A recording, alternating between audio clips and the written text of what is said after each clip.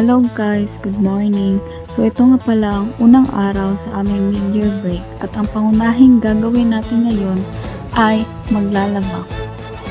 So bago ako maglaba ay naglinis muna ako rito sa aming sala. Hindi na nga ako masyadong nakapag-video sa iba kong ginawa dahil ako ay nalobat. Pagkatapos ko maglinis rito ay pumunta na ako sa labas para asikasuhin ang aking mga labahin.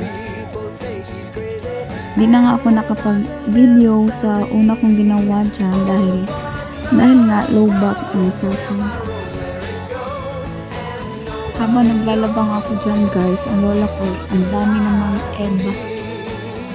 Tinulungan na nga ako rito ng lola ko dahil ang tagal ko raw matapos. So guys, peaceful ako naglalaba rito nang biglang dumating ang aking lola. Ito guys, nagchismis lang kami ng lola ko hanggang sa matapos na ako. Nag-usap nga rin kami rito ng aking pinsan dahil magpapatulong daw siya sa kanyang photoshoot sa kanyang birthday. Hi guys, so malapit na nga tayong matapos rito, so bago ko ito tatapusin, abangan nyo bukas ang part 2 nito. Mag-a-day in my life na rin ako bukas guys, pero hindi na tayo naglalaba. Yan lang muna sa ngayon guys, salamat sa panonood. Ito ang ganap ng aking Cebu. Kami ay pupunta sa dagat. Magsa-celebrate kami ng birthday and Christmas party. Pagkatapos ng napakahabang biyahe ay nakarating na rin kami at kami ay nag-prepare ng mga pagkain kasi nagugutom. Habang sila ay nag-prepare sa pagkain, ako naman ito ang nagro-room tour. So, ito yung room. Napakalaki at meron din ito sariling CR at lababo. Meron din itong pangtaas kung saan ang kwarto. Saan tayo pwede matulog mamaya. So, napakalaki din ng kwarto. Napakaganda. At meron din itong balcony.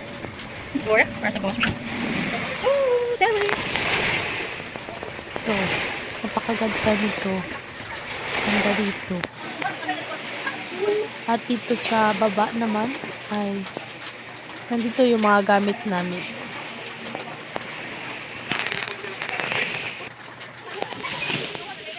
At dito ay kinantahan namin ng happy birthday si Earl kasi kanyang kaarawan bukas. At pagkatapos nito ay kumain na kami. Napakarami ng pagkain. Outfit check muna tayo kasi meron contest sa pagandahan ng suot. Hawaiian ang tema. At dito ay nakapamihis na ako ng aking ipapaligo kasi maliligo na tayo for maglaro. At dito ay natapos na rin. At nagsimula na ang aming mga laro.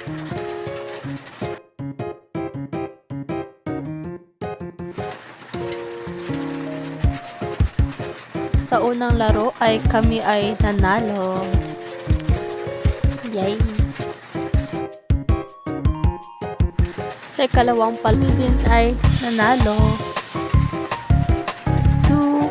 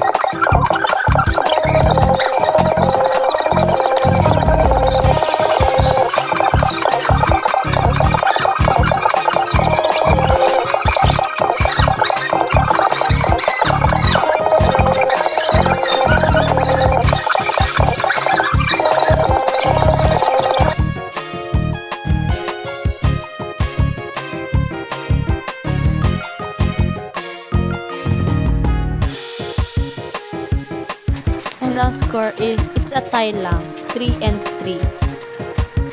So, pagkatapos naligo na din kami at nag-prepare para sa panhapon. At pagkatapos namin kumain ay nag-exchange gift na rin.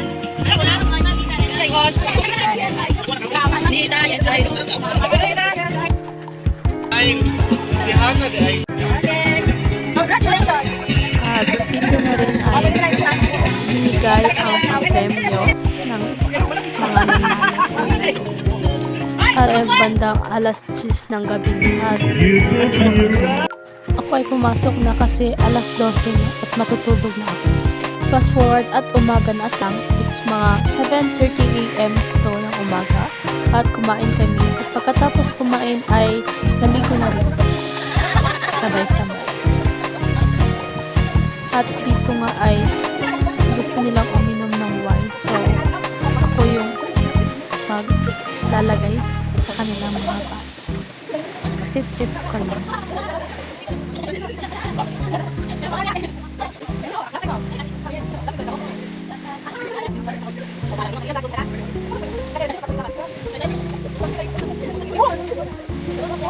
At dito nga ay alas 12 na ng tanghali at halian bago kami.